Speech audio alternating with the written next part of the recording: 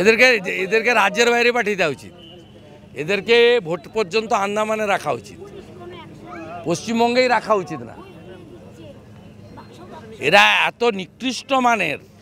গোটা লড়াইটা হচ্ছে পুলিশ ভার্সেস বিজেপি। তৃণমূল কোথাও নেই, নামগন্ধ নেই। দেখুন না, আমাদের 500 কর্মী ডাকা হয়েছিল, পাবলিক কিভাবে দাঁড়িয়ে গেছে দেখুন। 1-1.5 পাবলিক দাঁড়িয়ে গেছে। এই জনবিস্ফোরণ হবে, জনগণই এদেরকে গণধোলাই দেবে।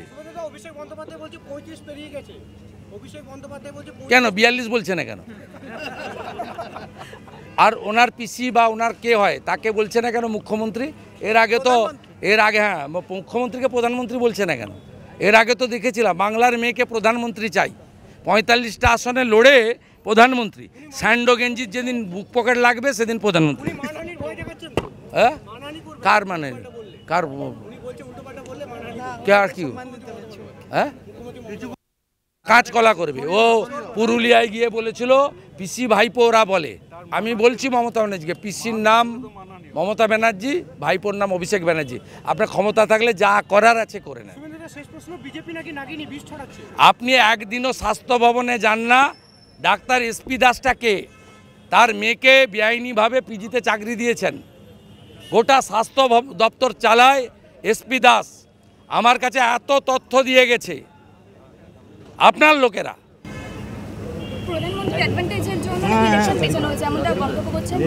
উনি ভয় পেয়েছেন আজকের রোড শো দেখে। 3 লক্ষ লোক, 3 কিলোমিটার রাস্তা।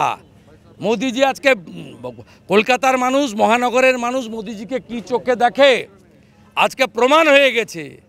উনি একটা ব্রিগেড করে দিয়ে চলে গেছেন এই 1 ঘন্টার রোড শোতে।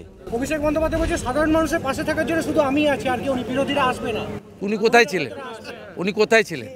উনি এতদিন কোথায় ছিলেন? উনি কোথায় ছিলেন এতদিন?